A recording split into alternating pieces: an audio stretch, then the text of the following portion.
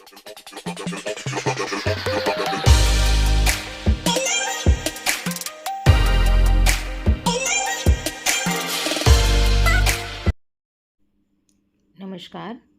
मेरे चैनल युग of authors में आप सभी का स्वागत है। आज हम प्रेमचंद की 34वीं कहानी पढ़ेंगे जिसका नाम है आभूषण। चलिए तो शुरू करते हैं। आभूषणों की निंदा करना हमारा उद्देश्य नहीं है। हम असहयोग का उत्पीड़न सह सकते हैं, पर ललनाओं के निर्दय घातक वाकवाणों को नहीं ओढ़ सकते। तो भी इतना अवश्य कहेंगे कि इस तृष्णा की पूर्ति के लिए जितना त्याग किया जाता है उसका सदुपयोग करने से महान पद प्राप्त हो सकता है। यद्यपि हमने किसी रूपहीना महिला को आभूषणों की सजावट से रूपवती होते नहीं देखा, तथापि हम यह भी मान लेते हैं कि रूप के लिए आभूषणों की उतनी ही ज़रूरत है जितनी घर के लिए दीपक की। किंतु शारीरिक शोभा के लिए हम तन को कितना मलिन, चित्त को कितना अशांत और आत्मा को कितना कलुषित बना देते हैं, इसका हमें कदाचित ज्ञान ही नहीं होता। इस दीपक की ज्योति में आंखें धुंधली हो जाती हैं। यह चमक चमक कर कितनी ईर्ष्या, कितनी द्वेष, कितनी प्रतिस्पर्धा, कितनी दुश्चिंता और कितनी दुराशा का कारण है, इसकी केवल कल्पना से ही रोंगटे खड़े हो जाते हैं। इन्हें भूषण नहीं, दूषण कहना अधिक उपयुक्त है। नहीं तो यह कब हो सकता था कि कोई नववधू पति के घर आने के तीसरे दिन अपने पति से कहती कि मेरे पिता ने तुम्हारे पल्ले बांधकर मुझे तो कुएं में ढकेल दिया। शीतला आज अपने गांव के तालुकेदार कुंवर सुरेश सिंह की नवविवाहिता वधू को देखने गई थी। उसके सामने ही वह मंत्रमुग्ध सी हो गई। बहू के रूप लावण्य पर नहीं, उसके आभूषणों की जगमगाहट पर उसकी टकटकी लगी रही। और जब वह लौटकर घर आई, उसकी छाती पर सांप लौटता रहा। अंत को ज्यों ही उसका पति आया, वह उस पर बरस पड़ी और दिल में भरा हुआ गुबार पूर्वोक्त शब्दों में निकल पड़ा। शीतला के पति का नाम विमल सिंह था। उनके पुरखे किसी ज़माने में इलाकेदार थे। इस गांव पर भी उन्हीं का 16 आने अधिकार था, लेकिन अब इस घर की दशा हीन हो गई है। सुरेश सिंह के पिता जमींदारी के काम में दक्ष थे। विमल सिंह का सब इलाका किसी न किसी प्रकार से उनके हाथ आ गया। विमल के पास सवारी का टट्टू भी न था। उसे दिन में 2 बार भोजन भी मुश्किल से मिलता था। उधर सुरेश के पास हाथी, मोटर और कई घोड़े थे। 10-5 बाहर के आदमी नित्य द्वार पर पड़े रहते थे, पर इतनी विषमता होने पर भी दोनों में भाईचारा निभाया जाता था। शादी ब्याह में, मुंडन छेदन में परस्पर आना जाना होता रहता था। सुरेश विद्या प्रेमी थे। हिंदुस्तान में ऊंची शिक्षा समाप्त करके वह यूरोप चले गए और सब लोगों की शंकाओं के विपरीत वहाँ से आर्य सभ्यता के परम भक्त बनकर लौटे। वहाँ के जड़वाद, कृत्रिम भोगलिप्सा और अमानुषिक मदान्धता ने उनकी आंखें खोल दी थीं। पहले वह घर वालों के बहुत जोर देने पर भी विवाह करने को राजी नहीं हुए थे। लड़की से पूर्व परिचय हुए बिना प्रणय नहीं कर सकते थे, पर यूरोप से लौटने पर उनके वैवाहिक विचारों में बहुत बड़ा परिवर्तन हो गया। उन्होंने उसी पहले की कन्या से बिना उसके आचार विचार जाने हुए विवाह कर लिया। अब वह विवाह को प्रेम का बंधन नहीं, धर्म का बंधन समझते थे। उसी सौभाग्यवती वधू को देखने के लिए आज शीतला अपनी सास के साथ सुरेश के घर गई थी। उसी के आभूषणों की छटा देखकर वह मर्माहत सी हो गई है। विमल ने व्यथित होकर कहा, तो माता पिता से कहा होता, सुरेश से ब्याह कर देते, वह तुम्हें गहनों से लाद सकते थे। शीतला, तो गाली क्यों देते हो? विमल, गाली नहीं देता, बात कहता हूँ। तुम जैसी सुंदरी को उन्होंने नाहक मेरे साथ ब्याहा। शीतला, लजाते तो हो नहीं, उल्टे और ताने देते हो। विमल, भाग्य मेरे वश में नहीं है। इतना पढ़ा भी नहीं हूँ कि कोई बड़ी नौकरी करके रुपए कमाऊँ। शीतला, यह क्यों नहीं कहते कि प्रेम ही नहीं है? प्रेम हो तो कंचन बरसने लगे। विमल, तुम्हें गहनों से बहुत प्रेम है। शीतला, सभी को होता है, मुझे भी है। विमल, अपने को अभागिनी समझती हो? शीतला, हूँ ही, समझना कैसा? नहीं तो क्या दूसरे को देखकर तरसना पड़ता? विमल, गहने बनवा दूँ तो अपने को भाग्यवती समझने लगोगी? शीतला चिढ़कर, तुम तो इस तरह पूछ रहे हो जैसे सुनार दरवाजे पर बैठा है। विमल, नहीं, सच कहता हूँ, बनवा दूंगा। हाँ, कुछ दिन सब्र करना पड़ेगा। समर्थ पुरुषों को बात लग जाती है तो प्राण ले लेते हैं। सामर्थ्यहीन पुरुष अपनी ही जान पर खेल जाता है। विमल सिंह ने घर से निकल जाने की ठानी। निश्चय किया, या तो इसे गहनों से ही लाद दूंगा या वैधव्य शौक से, या तो आभूषण ही पहनेगी या सेंदूर को भी तरसेगी। दिन भर वह चिंता में डूबा पड़ा रहा। शीतला को उसने प्रेम से संतुष्ट करना चाहा था। आज अनुभव हुआ कि नारी का हृदय प्रेम पाश से नहीं बंधता, कंचन के पास ही से बन सकता है। पहर रात जाते जाते वह घर से चल खड़ा हुआ। पीछे फिर कर कभी न देखा। ज्ञान से जागे हुए विराग में चाहे मोह का संस्कार हो, पर नैराश्य से जागा हुआ विराग अचल होता है। प्रकाश में इधर की वस्तुओं को देखकर मन विचलित हो सकता है, पर अंधकार में किसका साहस है जो लीक से जो भर हट सके। विमल के पास विद्या न थी, कला कौशल भी न था। उसे केवल अपने कठिन परिश्रम और कठिन आत्मत्याग ही का आधार था। वह पहले कलकत्ते गया। वहाँ कुछ दिन तक एक सेठ की अगवानी करता रहा। वहाँ जो सुन पाया कि रंगून में मजदूरी अच्छी मिलती है तो वह रंगून जा पहुँचा और बंदर पर माल चढ़ाने उतारने का काम करने लगा। कुछ तो कठिन श्रम, कुछ खाने पीने के असंयम और कुछ जलवायु की खराबी के कारण वह बीमार हो गया। शरीर दुर्बल हो गया, मुख की कांति जाती रही, फिर भी उससे ज़्यादा मेहनती मजदूर बंदर पर दूसरा ना था। और मजदूर थे, पर यह मजदूर तपस्वी था। मन में जो कुछ ठान लिया था उसे पूरा करना उसके जीवन का एकमात्र उद्देश्य था। उसने घर को अपना कोई समाचार ना भेजा। अपने मन से तर्क किया, घर में मेरा कौन हेतु है, गहनों के सामने मुझे कौन पूछता है। उसकी बुद्धि यह रहस्य समझने में असमर्थ थी कि आभूषणों की लालसा रहने पर भी प्रणय का पालन किया जा सकता है। और मजदूर प्रातःकाल सेरों मिठाइयाँ खाकर जलपान करते थे। दिन भर दम दम भर पर गांजे, चरस और तंबाकू के दम लगाते थे। अवकाश पाते तो बाजार की सैर करते थे। कितनों ही को शराब का भी शौक था। पैसों के बदले रुपए कमाते थे तो पैसों की जगह रुपए खर्च भी कर डालते थे। किसी की देह पर साबुत कपड़े न थे, पर विमल उन गिनती के 2-4 मजदूरों में था जो संयम से रहते थे, जिनके जीवन का उद्देश्य खा पीकर मर जाने के सिवा और कुछ भी था। थोड़े ही दिनों में उसके पास थोड़ी सी संपत्ति हो गई। धन के साथ और मजदूरों पर दबाव भी बढ़ने लगा। यह प्राय सभी जानते थे कि विमल जाति का कुलीन ठाकुर है। सब ठाकुर ही कहकर उसे पुकारते थे। संयम और आचार सम्मान सिद्धि के मंत्र हैं। विमल मजदूरों का नेता और महाजन हो गया। विमल को रंगून में काम करते हुए 3 वर्ष हो चुके थे। संध्या हो गई थी। वह कई मजदूरों के साथ समुद्र के किनारे बैठा बातें कर रहा था। एक मजदूर ने कहा, यहाँ की सभी स्त्रियाँ निठुर होती हैं। बेचारा झिंगुर 10 बरस से उसी बर्मी स्त्री के साथ रहता था। कोई अपनी ब्याही जोरू से भी इतना प्रेम न करता होगा। उस पर इतना विश्वास करता था कि जो कुछ कमाता सो उसके हाथ में रख देता था। 3 लड़के थे।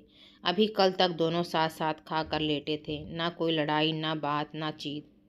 रात को औरत ना जाने कहाँ चली गई, लड़कों को छोड़ गई। बेचारा झिंगुर रो रहा है। सबसे बड़ी मुश्किल तो छोटे बच्चे की है। अभी कुछ 6 महीने का है। कैसे जिएगा भगवान ही जाने। विमल सिंह ने गंभीर भाव से कहा, गहने बनवाता था कि नहीं? मजदूर, रुपए पैसे तो औरत ही के हाथ में थे, गहने बनवाती उसका हाथ कौन पकड़ता? दूसरे मजदूर ने कहा, गहनों से तो लदी हुई थी, जिधर से निकल जाती थी छम छम की आवाज़ से कान भर जाते थे। विमल, जब गहने बनवाने पर भी निठुराई की तो यही कहना पड़ेगा कि यह जाति ही बेवफा होती है। इतने में एक आदमी आकर विमल सिंह से बोला, चौधरी, अभी मुझे एक सिपाही मिला था। वह तुम्हारा नाम, गांव और बाप का नाम पूछ रहा था। कोई बाबू सुरेश सिंह हैं? विमल ने सशंक होकर कहा, हाँ हैं तो, मेरे गांव के इलाकेदार और बिरादरी के भाई हैं। आदमी, उन्होंने थाने में कोई नोटिस छपवाया है कि जो विमल सिंह का पता लगावेगा उसे 1000 रुपये का इनाम मिलेगा। विमल, तो तुमने सिपाही को सब ठीक ठीक बता दिया?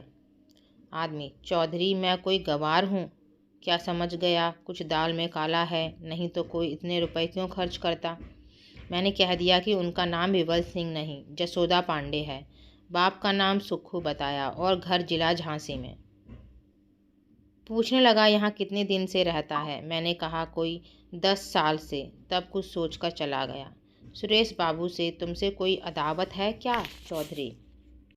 विमल, अदावत तो नहीं थी, मगर कौन जाने उनकी नीयत बिगड़ गई हो। मुझ पर कोई अपराध लगाकर मेरी जगह जमीन पर हाथ बढ़ाना चाहते हों। तुमने बड़ा अच्छा किया कि सिपाही को उड़नझाई बताई। आदमी मुझसे कहता था कि ठीक ठीक बता दो तो 50 रुपये तुम्हें भी दिला दूं। मैंने सोचा आप तो 1000 की गठरी मारेगा और मुझे 50 रुपये दिलाने को कहता है। फटकार बता दी। एक मजदूर, मगर जो 200 रुपये देने को कहता तो तुम सब ठीक ठीक नाम ठिकाना बता देते। क्यों धत तेरे लालची की। आदमी लज्जित होकर, 200 रुपये नहीं 2000 रुपये भी देता तो ना बताता। मुझे ऐसा विश्वासघात करने वाला मत समझो। जब जी चाहे परख लो। मजदूरों में यूं वाद विवाद होता ही रहा। विमल आकर अपनी कोठरी में लेट गया। वह सोचने लगा अब क्या करूं। जब सुरेश जैसे सज्जन की नीयत बदल गई तो अब किसका भरोसा करूं। नहीं, अब बिना घर गए काम नहीं चलेगा। कुछ दिन और ना गया तो फिर कहीं का ना होगा। 2 साल और रह जाता तो पास में पूरे 5000 रुपये हो जाते। शीतला की इच्छा कुछ पूरी हो जाती। अभी तो सब मिलाकर 3000 रुपये ही होंगे। इतने में उसकी अभिलाषा ना पूरी होगी। खैर अभी चलूँ, 6 महीने में फिर लौट आऊँगा। अपनी जायदाद तो बच जाएगी। नहीं, 6 महीने तक रहने का क्या है, जाने आने का 1 महीना लग जाएगा। घर में 15 दिन से ज़्यादा ना रहूँगा। वहाँ कौन पूछता है आऊँ या रहूँ, मरूँ या जीऊँ। वहाँ तो गहनों से प्रेम है। इस तरह मन में निश्चय करके वह दूसरे दिन रंगून से चल पड़ा। संसार कहता है कि गुण के सामने रूप की कोई हस्ती नहीं। हमारे नीति शास्त्र के आचार्यों का भी यही कथन है, पर वास्तव में यह कितना भ्रम मूलक है। कुंवर सुरेश सिंह की नववधू मंगला कुमारी गृह कार्य में निपुण, पति के इशारे पर प्राण देने वाली, अत्यंत विचारशीला, मधुर भाषणी और धन भीरू स्त्री थी, पर सौंदर्य विहीन होने के कारण पति की आंखों में कांटे की समान खटकती थी।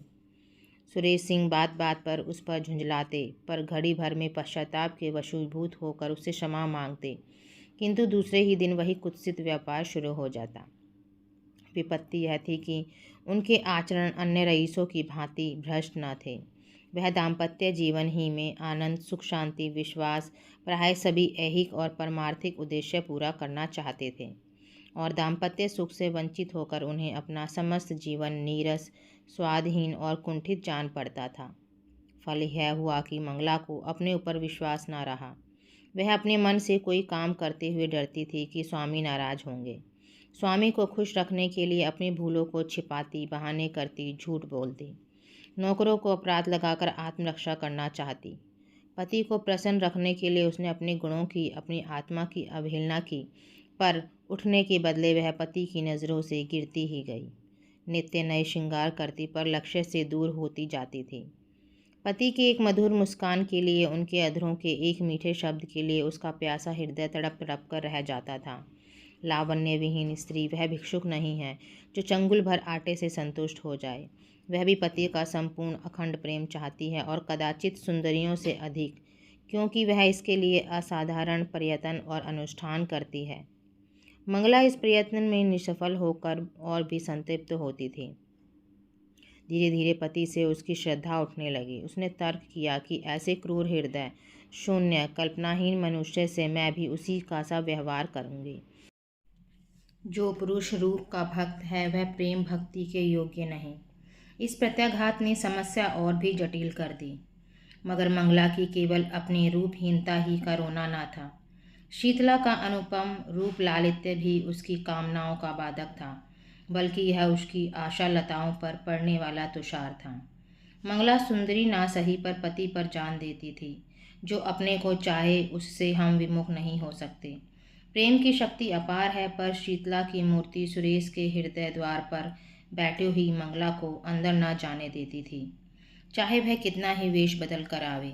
सुरेश इस मूर्ति को हटाने की चेष्टा करते थे, उसे बलात् निकाल देना चाहते थे, किंतु सौंदर्य का आधिपत्य धन के आधिपत्य से कम दुर्निवार नहीं होता।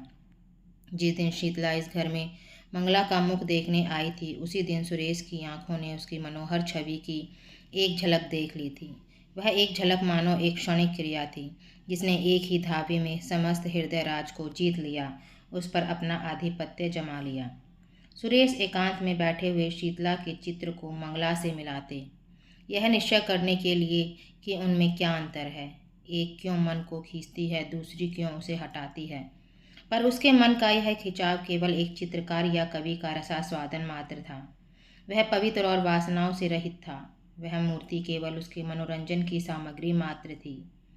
यह अपने मन को बहु समझाने संकल्प करते कि अब मंगला को प्रसन्न रखूंगा। यदि वह सुंदर नहीं है तो उसका क्या दोष। पर उनका यह सब प्रयास मंगला के सम्मुख जाते ही विफल हो जाता था। वह बड़ी सूक्ष्म दृष्टि से मंगला के मन के बदलते हुए भावों को देखते थे, पर एक पक्षाघात पीड़ित मनुष्य की भांति घी के घड़े को लुढ़कते देखकर भी रोकने का कोई उपाय न कर सकते थे। परिणाम क्या होगा, यह सोचने का उन्हें साहस ही न होता था। पर जब मंगला ने अंत को बात बात में उनकी तीव्र आलोचना करना शुरू कर दिया, वह उनसे उच्च श्रृंखला का व्यवहार करने लगी, तो उसके प्रति उनका वह उतना सौहार्द भी विलुप्त हो गया। घर में आना जाना छोड़ दिया। एक दिन संध्या के समय बड़ी गर्मी थी। पंखा झलने से आग और भी दहकती थी। कोई सैर करने बगीचों में भी न जाता था। पसीने की भांति शरीर से सारी स्फूर्ति बह गई थी। जो जहाँ था वहीं मुर्दा सा पड़ा था। आग से सेके हुए मृदंग की भांति लोगों के स्वर कर्कश हो गए थे। साधारण बातचीत में भी लोग उत्तेजित हो जाते थे, जैसे साधारण संघर्षण से वन के वृक्ष चल उठते हैं। सुरेश सिंह कभी 4 कदम टहलते थे, फिर हाँफ कर बैठ जाते थे। नौकरों पर झुंझला रहे थे कि जल्द जल्द छिड़काव क्यों नहीं करते। सहसा उन्हें अंदर से गाने की आवाज़ सुनाई दी। चौंके, फिर क्रोध आया। मधुर गान कानों को अप्रिय जान पड़ा। यह क्या बेवक्त की सहनाई है। यहाँ गर्मी के मारे दम निकल रहा है और इन सबको गाने की सूझी है। मंगला ने बुलाया होगा, और क्या। लोग नाहक कहते हैं कि स्त्रियों का जीवन का आधार प्रेम है। उनके जीवन का आधार वही भोजन, निद्रा, राग, रंग, आमोद प्रमोद है जो समस्त प्राणियों का है। घंटे भर तो सुन चुका, यह गीत कब बंद भी होगा या नहीं। सब व्यर्थ में गला फाड़ फाड़ कर चिल्ला रही हैं। अंत को ना रहा गया। जनान खाने में आकर बोले, यह तुम लोगों ने क्या काँव काँव मचा रखी है। यह गाने बजाने का कौन सा समय है। बाहर बैठना मुश्किल हो गया। सन्नाटा छा गया, जैसे शोरगुल मचाने वाले बालकों में मास्टर पहुंच जाए। सभी ने सिर झुका लिए और सिमट गईं। मंगला तुरंत उठकर सामने वाले कमरे में चली गई। पति को बुलाया और आहिस्ते से बोली, क्यों इतना बिगड़ रहे हो। मैं इस वक्त गाना नहीं सुनना चाहता। तुम्हें सुनाता ही कौन है। क्या मेरे कानों पर भी तुम्हारा अधिकार है। फजूल की बमछक। तुमसे मतलब। मैं अपने घर में यह कोलाहल ना मचने दूंगा। तो मेरा घर कहीं और है। सुरेश सिंह इसका उत्तर न देकर बोले, इन सब से कह दो फिर किसी वक्त आए। मंगला, इसलिए कि तुम्हें इनका आना जाना अच्छा नहीं लगता। हाँ, इसलिए। तुम क्या सदा वही करते हो जो मुझे अच्छा लगे। तुम्हारे यहाँ मित्र आते हैं, हंसी ठट्टे की आवाज़ अंदर सुनाई देती है। मैं कभी नहीं कहती कि इन लोगों का आना बंद कर दो। तुम मेरे कामों में दस्तंदाजी क्यों करते हो। सुरेश ने तेज होकर कहा, इसलिए कि मैं घर का स्वामी हूँ। मंगला, तुम बाहर के स्वामी हो, यहाँ मेरा अधिकार है। सुरेश, क्यों व्यर्थ की बकबक करती हो। मुझे चिढ़ाने से क्या मिलेगा। मंगला जरा देर चुपचाप खड़ी रही। वह पति के मनोगत भावों की मीमांसा कर रही थी। फिर बोली, अच्छी बात है।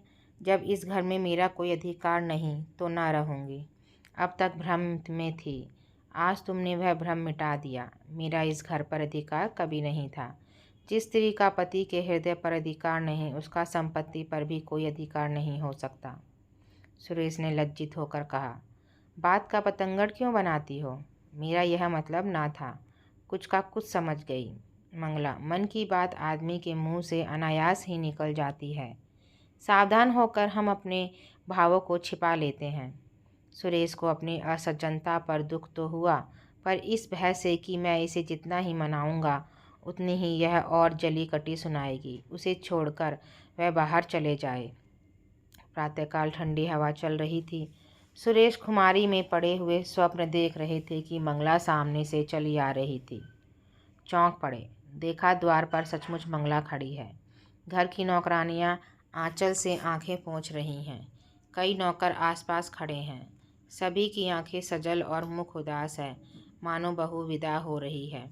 सुरेश समझ गए कि मंगला को कल की बात लग गई, पर उन्होंने उठकर कुछ पूछने की, मनाने की या समझाने की चेष्टा नहीं की। यह मेरा अपमान कर रही है, मेरा सिर नीचा कर रही है, जहाँ चाहे जाए, मुझसे कोई मतलब नहीं। यूँ बिना कुछ पूछे गाछे चले जाने का अर्थ यह है कि मैं इसका कोई नहीं। फिर मैं इसे रोकने वाला कौन। वह यूं ही जड़वत पड़े रहे और मंगला चली गई। उनकी तरफ मुंह उठाकर भी न ताका। मंगला पांव पैदल चली जा रही थी। एक बड़े ताल्लुकेदार की औरत के लिए यह मामूली बात न थी। हर किसी को हिम्मत न पड़ती थी कि उससे कुछ कहे। पुरुष उसकी राह छोड़कर किनारे खड़े हो जाते थे।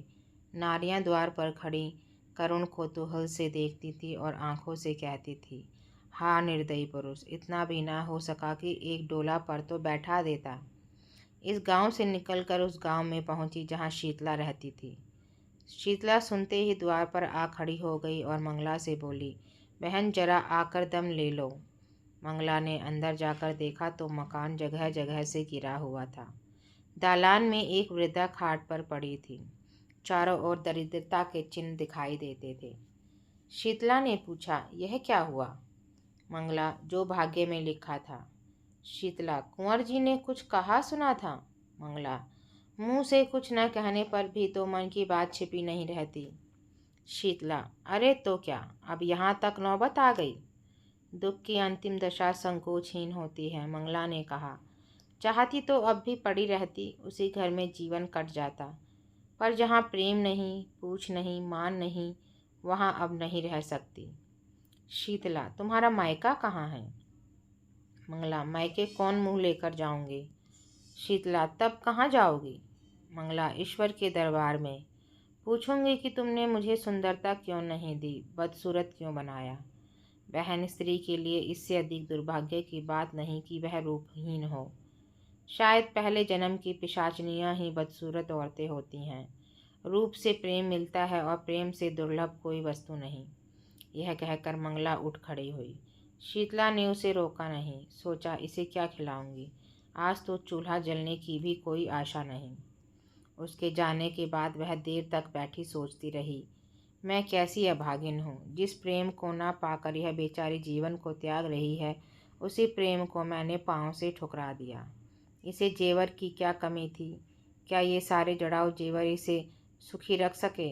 इसने उन्हें पाँव से ठुकरा दिया। उन्हीं आभूषणों के लिए मैंने अपना सर्वस्व खो दिया। हाँ, ना जाने वह कहाँ है, किस दशा में है। अपनी लालसा को, तृष्णा को वह कितनी ही बार धिक्कार चुकी थी। मंगला की दशा देखकर आज उसे आभूषणों से घृणा हो गई। विमल को घर छोड़े 2 साल हो गए थे। शीतला को अब उनके बारे में भांति भांति की शंकाएं होने लगी थीं। आठों पहर उसके चित्त में गलानी और शोभ की आग सुलगा करती थी। देहात के छोटे मोटे जमींदारों का काम डांट डपट छीन झपट ही से चला करता है। विमल की खेती बेगार में होती थी। उसके जाने के बाद सारे खेत परती रह गए, कोई जोतने वाला ना मिला। इस ख्याल से साझे पर भी किसी ने न जोता कि बीच में कहीं विमल सिंह आ गए तो साझेदार को अंगूठा दिखा देंगे। असामियों ने लगान न दिया। शीतला ने महाजन से रुपए उधार लेकर काम चलाया। दूसरे वर्ष भी यही कैफियत रही। अब की महाजन ने रुपए नहीं दिए। शीतला के गहनों की सिर गई। दूसरा साल समाप्त होते होते घर की सब लेई पूंजी निकल गई। फाके होने लगे। बूढ़ी सास, छोटा देवर, ननद और आप, 4 प्राणियों का खर्च था। नाथ हित भी आते ही रहते थे। उस पर यह और मुसीबत हुई कि मैके में एक फौजदारी हो गई। पिता और बड़े भाई उसमें फंस गए। 2 छोटे भाई, 1 बहन और माता, 4 प्राणी और सर पर आ डटे। गाड़ी पहले मुश्किल से चलती थी, अब जमीन में धंस गई। प्रातःकाल से कलह आरंभ हो जाता। समधिन समधिन से, साले बहनोई से गुज जाते। कभी तो अन्न के अभाव से भोजन ही न बनता, कभी भोजन बनने पर भी गाली गलौज के कारण खाने की नौबत न आती। लड़के दूसरों के खेतों में जाकर गन्ने और मटर खाते। बुढ़िया दूसरों के घर जाकर अपना दुखड़ा रोती और ठकुर सोहाती करती। पुरुष की अनुपस्थिति में स्त्री के मायके वाले का प्राधान्य हो जाता है। इस संग्राम में प्रायः विजय पताका मायके वालों के ही हाथ में रहती है। किसी भांति घर अनाज आ जाता तो उसे पीसे कौन। शीतला की माँ कहती, 4 दिन के लिए आई हूँ तो क्या चक्की चलाऊं। सास कहती, खाने की बेर तो बिल्ली की तरह लपकेगी, पीसते क्यों जान निकलती है। विवश होकर शीतला को अकेले पीसना पड़ता। भोजन के समय वह महाभारत मस्ता की पड़ोस वाले तंग आ जाते। शीतला कभी माँ के पैरों पड़ती, कभी सास के चरण पकड़ती, लेकिन दोनों ही उसे झिड़क देती। माँ कहती, तूने यहाँ बुलाकर हमारा पानी उतार लिया। सास कहती, मेरी छाती पर सौत लाकर बैठा दी, अब बातें बनाती है। इस घोर विवाद में शीतला अपना विरह शोक भूल गई। सारी अमंगल शंकाएं इस विरोधाग्नि में शांत हो गई। बस अब यही चिंता थी कि इस दशा से छुटकारा कैसे हो। माँ और सास दोनों ही का यमराज के सिवा और कोई ठिकाना ना था, पर यमराज उनका स्वागत करने के लिए बहुत उत्सुक नहीं जान पड़ते थे। सैकड़ों उपाय सोचती, पर उस पथिक की भांति जो दिन भर चलकर भी अपने द्वार पर ही खड़ा हो, उसकी सोचने की शक्ति निश्चल हो गई थी। चारों तरफ निगाहें दौड़ाती कि कहीं कोई शरण का स्थान है, पर कहीं निगाह न जमती। एक दिन वह इसी नैराश्य की अवस्था में द्वार पर खड़ी थी। मुसीबत में चित्त की उद्विग्नता में इंतजार में द्वार से हमें प्रेम हो जाता है। सहसा उसने बाबू सुरेश सिंह को सामने से घोड़े पर जाते देखा। उनकी आंखें उसी ओर फिरी। आंखें मिल गई। वह झिझक कर पीछे हट गई। किवाड़े बंद कर लिए। कुंवर साहब आगे बढ़ गए। शीतला को खेद हुआ कि उन्होंने मुझे देख लिया। मेरे सिर पर साड़ी फटी हुई थी। चारों तरफ उसमें पैबंद लगे हुए थे। वह अपने मन में ना जाने क्या कहते होंगे। कुंवर साहब को गांव वालों से विमल सिंह के परिवार की कष्टों की खबर मिली थी। वह गुप्त रूप से उनकी कुछ सहायता करना चाहते थे, पर शीतला को देखते ही संकोच ने उन्हें ऐसा दबाया कि द्वार पर एक क्षण भी ना रुक सके। मंगला के गृह त्याग के 3 महीने पीछे आज वह पहली बार घर से निकले थे। मारे शर्म के बाहर बैठना छोड़ दिया था। इसमें संदेह नहीं कि कुंवर साहब मन में शीतला के रूप रस का आस्वादन करते थे। मंगला के जाने के बाद उनके हृदय में एक विचित्र दुष्कामना जाग उठी। क्या किसी उपाय से यह सुंदरी मेरी नहीं हो सकती? विमल का मुद्दत से पता नहीं। बहुत संभव है कि वह अब संसार में ना हो, किंतु वह इस दुष्कल्पना को विचार से दबाते रहते थे। शीतला की विपत्ति की कथा सुनकर भी वह उसकी सहायता करते हुए डरते थे। कौन जाने, वासना यही वेश धरकर मेरे विचार और विवेक पर कुठाराघात करना चाहती हो। अंत को लालसा की कपट लीला उन्हें भुलावा दे ही गई। वह शीतला के घर उसका हालचाल पूछने गए। मन में तर्क किया, यह कितना घोर अन्याय है कि एक अबला ऐसे संकट में हो और मैं उसकी बात भी ना पूछूं। पर वहाँ से लौटे तो बुद्धि और विवेक की रस्सियाँ टूट गई थी और नौका मोह वासना के अपार सागर में डुबकियाँ खा रही थी। आह, यह मनोहर छवि, यह अनुपम सौंदर्य एक क्षण में उन्मत्तों की भांति बकने लगी। यह प्राण और यह शरीर तेरी भेंट करता हूँ। संसार हंसेगा हंसे, महापाप है हो, कोई चिंता नहीं। इस स्वर्गीय आनंद से मैं अपने को वंचित नहीं कर सकता। वह मुझसे भाग नहीं सकती। इस हृदय को छाती से निकालकर उसके पैरों पर रख दूंगा। विमल मर गया, नहीं मरा तो अब मरेगा। पाप क्या है पता नहीं। कमल कितना कोमल, कितना प्रफुल्ल, कितना ललित है। क्या उसके अधरों पर? अकस्मात वह ठटक गए, जैसे कोई भूली हुई बात याद आ गई।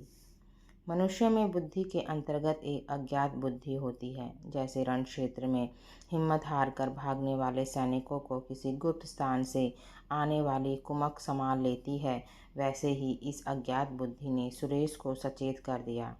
वह संभल गई। गलानी से उनकी आंखें भर आई। वह कई मिनट तक किसी दंडित कैदी की भांति शुद्ध खड़े सोचते रहे। फिर विजय ध्वनि से कह उठे, कितना सरल है। इस विकार के हाथों को सिंह से नहीं, चींटी से मारूंगा। शीतला को एक बार बहन कह देने से ही यह सविकार शांत हो जाएगा। शीतला बहन, मैं तेरा भाई हूँ। उसी क्षण उन्होंने शीतला को पत्र लिखा। बहन, तुमने इतने कष्ट झेले पर मुझे खबर तक ना दी। मैं कोई गैर ना था, मुझे इसका दुख है। खैर, अब ईश्वर ने चाहा तो तुम्हें कष्ट ना होगा। इस पत्र के साथ उन्होंने अनाज और रुपए भेजे। शीतला ने उत्तर दिया, भैया क्षमा करो, जब तक जीऊँगी तुम्हारा यश गाऊंगी। तुमने मेरी डूबती नाव पार लगा दी। कई महीने बीत गए। संध्या का समय था। शीतला अपनी मैना को चारा चुगा रही थी। उसे सुरेश नेपाल से उसी के वास्ते लाए थे। इतने में सुरेश आकर आंगन में बैठ गए। शीतला ने पूछा, कहाँ से आते हो भैया? सुरेश, गया था जरा थाने, कुछ पता नहीं चला। रंगून में पहले कुछ पता मिला था, बात को मालूम हुआ कि वह कोई और आदमी है। क्या करूं, इनाम और बढ़ा दूं? शीतला, तुम्हारे पास रुपए बढ़े हैं, फूंको। उनकी इच्छा होगी तो आप ही आवेंगे। सुरेश, एक बात पूछूं, बताओगी? किस बात पर तुमसे रूठे थे? शीतला, कुछ नहीं, मैंने यही कहा कि मुझे गहने बनवा दो। कहने लगे, मेरे पास है क्या? मैंने कहा, तो ब्याह क्यों किया? बस बातों ही बातों में तकरार हो गई। इतने में शीतला की सास आ गई। सुरेश ने शीतला की माँ और भाइयों को उनके घर पहुंचा दिया था, इसलिए यहाँ अब शांति थी। सास ने बहू की बात सुन ली थी। कर्कश स्वर से बोली, बेटा तुमसे क्या पड़ता है? यह महारानी देखने ही को गुलाब की फूल है, अंदर सब कांटे हैं। यह अपने बनाव श्रृंगार के आगे विमल की बात ही ना पूछती थी। बेचारा इस पर जान देता था, पर इसका मुंह ही ना सीधा होता था। प्रेम तो इसे छू नहीं गया। अंत को उसे देश से निकाल कर इसने दम लिया। शीतला ने रुष्ट होकर कहा, क्या वही अनोखे धन कमाने घर से निकले हैं? देश विदेश जाना मर्दों का काम ही है। सुरेश, यूरोप में तो धन भोग के सिवा स्त्री पुरुष में कोई संबंध ही नहीं होता। बहन ने यूरोप में जन्म लिया होता तो हीरे जवाहर से जगमगाती होती। शीतला, अब तुम ईश्वर से यही कहना कि सुंदरता देते हो तो यूरोप में जन्म दो। शीतला ने व्यथित होकर कहा, जिनके भाग्य में लिखा है वे यही सोने से लदी हुई हैं। मेरी भांति सभी के कर्म थोड़े ही फूट गए हैं। सुरेश सिंह को ऐसा जान पड़ा कि शीतला की मुख कांति मलिन हो गई है। पति योग में भी गहनों के लिए इतनी लालायित है। बोले, अच्छा मैं तुम्हें गहने बनवा दूंगा।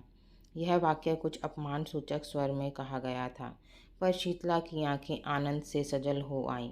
कंठ गद्द हो गया। उसके हृदय नेत्रों के सामने मंगला के रतन जटित आभूषणों का चित्र खींच गया। उसने कृतज्ञतापूर्ण दृष्टि से सुरेश को देखा। मुंह से कुछ न बोली, पर उसका प्रत्येक अंग कह रहा था, मैं तुम्हारी हूँ। कोयल आम की डालियों पर बैठकर, मछली शीतल निर्मम जल में क्रीड़ा करके, और मृग शावक विस्तृत हरियालियों में छलांगे भरकर इतने प्रसन्न नहीं होते जितना मंगला के आभूषणों को पहनकर शीतला प्रसन्न हो रही है। उसके पैर जमीन पर नहीं पड़ते। वह दिन भर आईने के सामने खड़ी रहती है, कभी केशों को संवारती है, कभी सुरमा लगाती है। कोहरा फट गया है और निर्मल स्वच्छ चांदनी निकल आई है। वह घर का एक तिनका भी नहीं उठाती। उसके स्वभाव में एक विचित्र गर्व का संचार हो गया है। लेकिन श्रृंगार क्या है? सोई हुई काम वासना को जगाने का घोर नाद, उद्दीपन का मंत्र।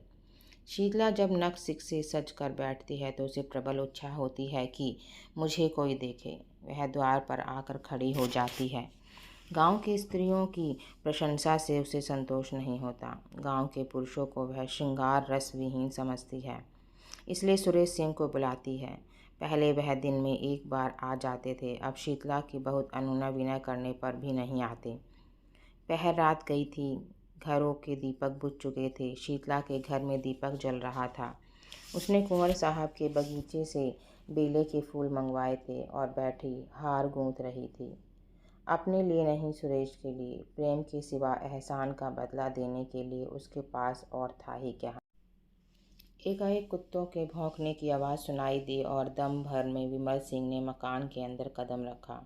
उनके एक हाथ में संदूक था, दूसरे हाथ में एक गठरी। शरीर दुर्बल, कपड़े मैले, दाढ़ी के बाल बढ़े हुए, मुख पीला, जैसे कोई कैदी जेल से निकल कर आया हो। दीपक का प्रकाश देखकर वह शीतला के कमरे की तरफ चले। मैना पिंजरे में तड़फड़ाने लगी। शीतला ने चौंक कर सिर उठाया, घबरा कर बोली, कौन? फिर पहचान गई। तुरंत फूलों को एक कपड़े से छिपा दिया, उठ खड़ी हुई और सिर झुकाकर पूछा, इतनी जल्दी सुध ली? विमल ने कुछ जवाब न दिया। विस्मित हो कर कभी शीतला को देखता, कभी घर को, मानो किसी नए संसार में पहुंच गया है। यह वह अधखिला फूल न था जिसकी पंखुड़ियाँ अनुकूल जलवायु न पाकर सिमट गई थीं। यह पूर्ण विकसित कुसुम था, ओस के जल कणों से जगमगाता और वायु के झोंकों से लहराता हुआ। विमल उसकी सुंदरता पर पहले भी मुग्ध था, पर यह ज्योति वह अग्नि ज्वाला थी जिससे हृदय में ताप और आंखों में जलन होती थी। ये आभूषण, ये वस्त्र, यह सजावट। उसके सिर में एक चक्कर सा आ गया, जमीन पर बैठ गया। इस सूर्यमुखी के सामने बैठते हुए उसे लज्जा आती थी। शीतला अभी तक स्तंभित खड़ी थी। वह पानी लाने नहीं दौड़ी, उसने पति के चरण नहीं धोए, उसको पंखा तक नहीं झला। हतबुद्धि सी हो गई थी। उसने कल्पनाओं की कैसी सुरमय वाटिका लगाई थी, उस पर तुषार पड़ गया। वास्तव में इस मलिन वदन अर्धनग्न पुरुष के से उसे घृणा हो रही थी। यह घर का जमींदार विमल न था, वह मजदूर हो गया था। मोटा काम मुखाकृति पर असर डाले बिना नहीं रहता। मजदूर सुंदर वस्त्रों में भी मजदूर ही रहता है। सहसा विमल की माँ चौंकी। शीतला के कमरे में आई तो विमल को देखते ही मातृ स्नेह से विह्वल होकर उसे छाती से लगा लिया। विमल ने उसके चरणों पर सिर रखा। उसकी आंखों से आंसुओं की गरम गरम बूंदें निकल रही थीं। माँ पुलकित हो रही थी, मुख से बात न निकलती थी। एक क्षण में विमल ने कहा, अम्मा। कंठ ध्वनि ने उसका आश्चर्य प्रकट कर दिया। माँ ने प्रश्न समझकर कहा, नहीं बेटा, यह बात नहीं है। विमल, यह देखता क्या हूँ? माँ, स्वभाव ही ऐसा है तो कोई क्या करे। विमल, सुरेश ने मेरा हुलिया क्यों लिखाया था? माँ, तुम्हारी खोज लेने के लिए। उन्होंने दया ना की होती तो आज घर में किसी को जीता ना पाते। विमल, बहुत अच्छा होता। शीतला ने ताने से कहा, अपनी ओर से तुमने सबको मार ही डाला था, फूलों की सेज नहीं बिछा गए थे। विमल, अब तो फूलों की सेज ही बिछी हुई देखता हूँ। शीतला, तुम किसी के भाग्य के विधाता हो।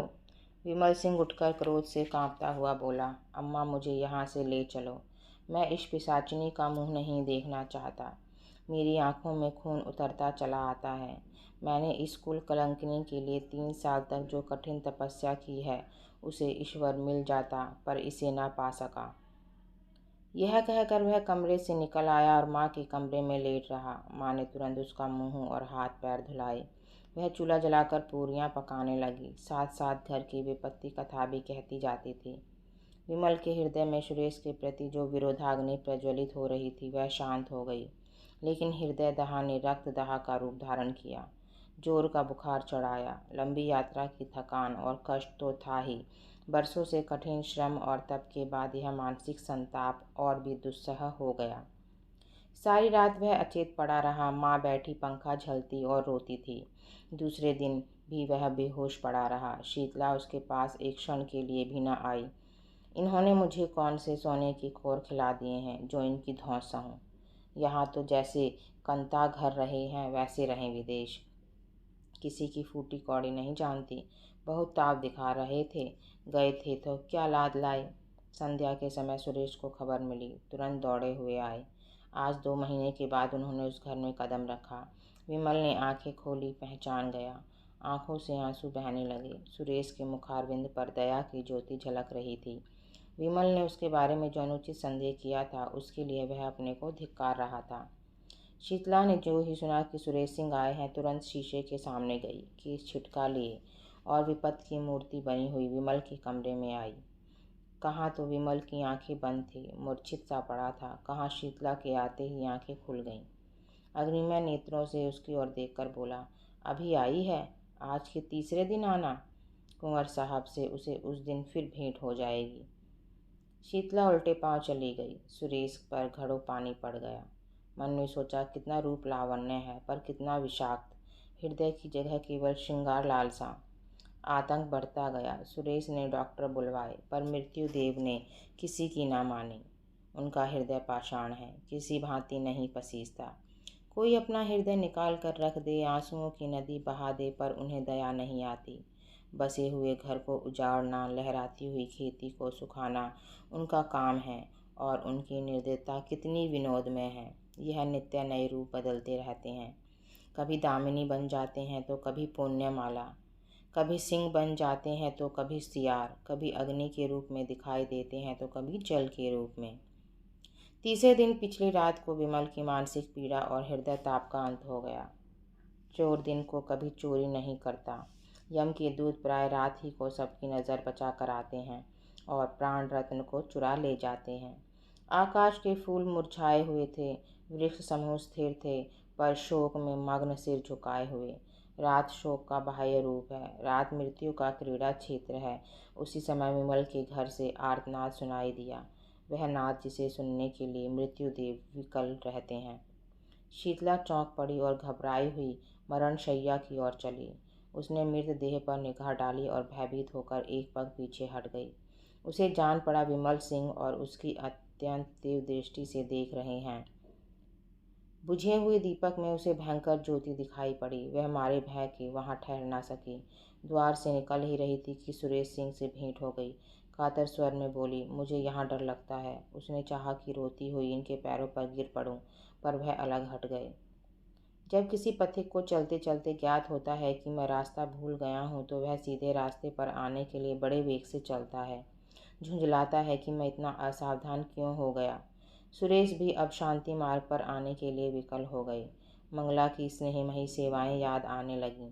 हृदय में वास्तविक सौंदर्योपासना का भाव उदय हुआ। उसमें कितना प्रेम, कितना त्याग, कितने क्षमा थी। उसकी अतुल पति भक्ति को याद करके कभी कभी वह तड़प जाते। आह, मैंने घोर अत्याचार किया, ऐसे उज्ज्वल रत्न का आदर न किया।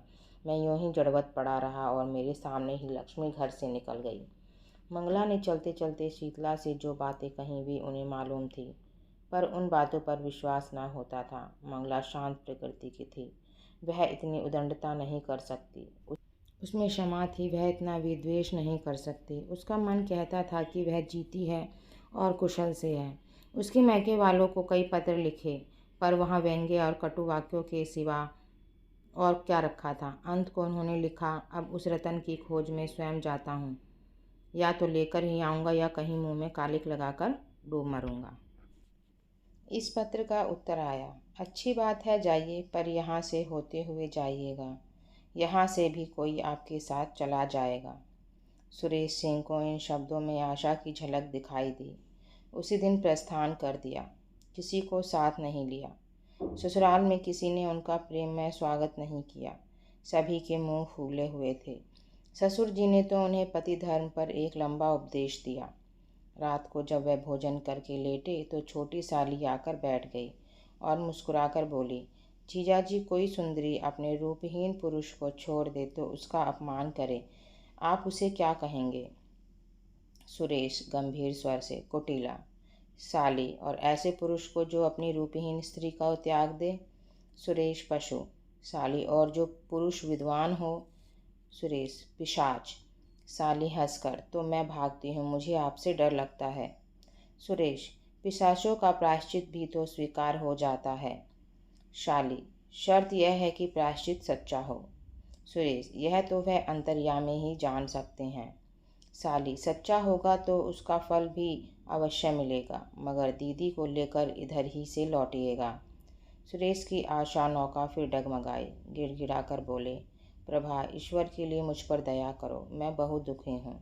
साल भर से ऐसा कोई दिन नहीं गया कि मैं रोकर न सोया हूँ।